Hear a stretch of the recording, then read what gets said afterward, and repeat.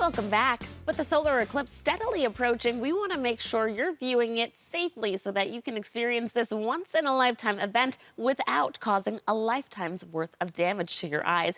Here with tips on protecting your vision is Dr. Andrew from UBMD Ophthalmology. Hi, Dr. Andrew. Hi, Thanks how for are you? joining me.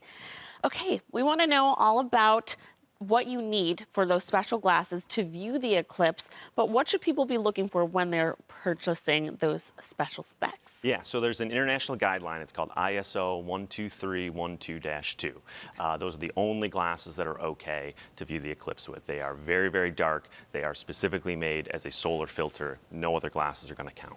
And you were giving me a tip of how you can check, because obviously a lot of businesses and organizations have been giving out their own eclipse glasses. And you said if you put it on in a room, it's going to be completely dark. It's going to be completely dark. These glasses are exceedingly dark. They're going to filter over 99.9% of all the light that's available. So even in a well-lit studio like this, it would look totally dark to you. And if you put it on before the eclipse and to test them out, if you look at the sun, it's just going to be a small orange dot right in the middle of this sea of darkness.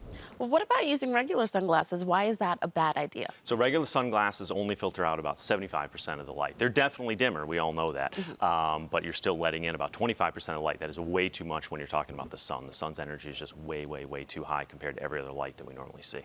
So let's talk about how it works, because obviously when the total eclipse happens, the moon will be covering the sun. When is the safe time to be looking up? Yeah, so if you have the glasses on, you can look anytime you want. You could look on a regular day. You can put the glasses on and look at the sun if you want. Most people just don't want to do that because it's not that interesting, right? The totality is going to be this 3.5-minute window here. That's going to be from about 3:19 to 3:22. That is when the moon has fully occluded the sun and you see the corona, the solar flares around it. That is the time when it's safe to take the glasses off. As soon as the sun starts to peek back in, and again, it's going to be very brief. It's only a few minutes. As soon as you start to see the sun, I believe they call that the diamond ring sign, where it just peaks on the one edge. You got to get the glasses back on at that point. Even 1% of the sun's rays are too strong for your eyes. Wow. So it's right before and right after. You definitely want to make sure you're having those glasses on. What can happen if people look at the wrong time? So the eye condition that comes from that is what's called solar retinopathy. It is a small little burn hole right through your retina, so that there's just, again, too much energy that comes from the sun, and it actually makes this tiny little burn through your retina. The problem is the retina is central nervous tissue. It's the same as your spinal cord.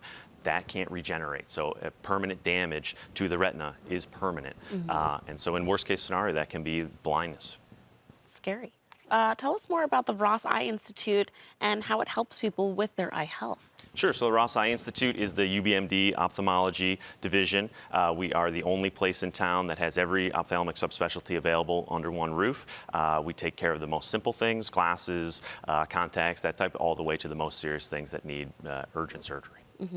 Do you think that you guys will have some people to work on after the total eclipse? Well, we are actually going to have a clinic that day. Okay. So starting at 4 o'clock, right after the eclipse, we're going to start seeing patients for eclipse only if they're worried that they look too long and have damage.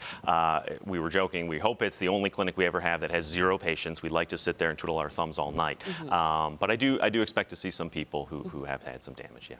Now, if you didn't get your glasses on quickly enough, is it going to be like an immediate pain, or is it something you might not notice for a little bit over time? So it won't be pain. The retina does not feel pain.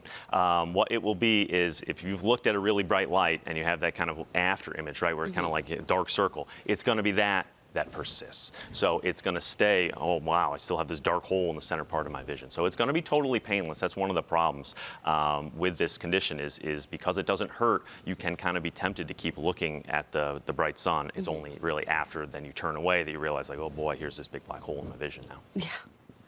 Let's talk more about how people can learn more about the Ross Eye Institute and eclipse safety in general. Sure. So they can go to our website, rosseye.com. We have a bunch of eclipse things on there now, video clips, how to watch.